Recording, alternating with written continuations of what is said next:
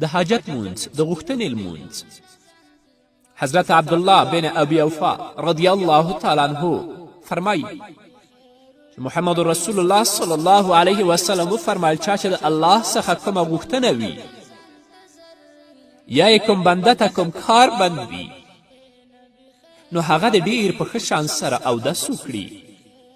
د اودس نه د وروسته 2 رکعته لمونځ وکړي او د دې نه د وروسته د الله حمد و ثنا ووایي.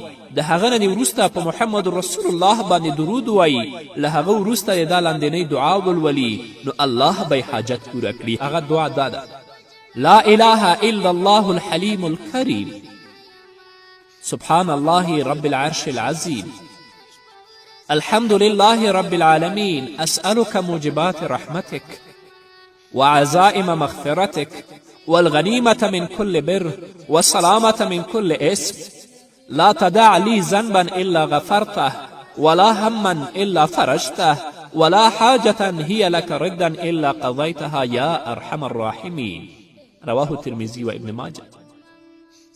هغه مسلمان ورور چې د الله څخه کومه غوښتنه لري یا کوم بنده ته کار بند وي هغه چې په ښه شان سره اودس وکړي بیا د هغه نه وروسته 2 رکعته لمونځ وکړي د لمانځه نه وروسته د الله حمد و ثنا ووایي په محمد رسول الله باندې درود ووایي د هغه وروسته دا دعا ولولي الله به یې ورته حاجت پوره کړي. هغه دعا لا اله الا الله الحلیم الکریم سبحان الله رب العرش العظيم الحمد لله رب العالمين أسألك موجبات رحمتك وعزائم مغفرتك والغنيمة من كل بر والسلامة من كل إثم لا تدع لي ذنبا إلا غفرته ولا هما إلا فرجته ولا حاجة هي لك ردا إلا قضيتها يا أرحم الراحمين.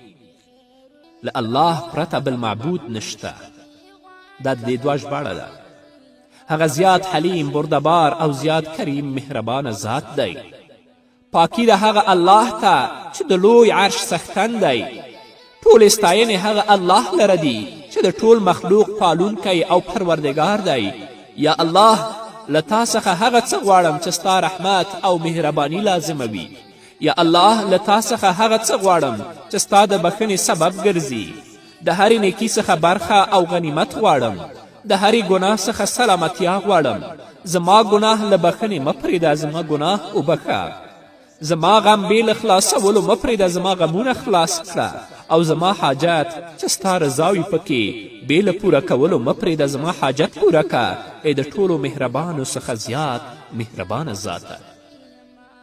نو د لمانځه څخه وروسته چې دا دعا ولولي هیله ده چې الله رب العزت به د هغه حاجت پوره کوي. په دې کې څه شک نشته دی.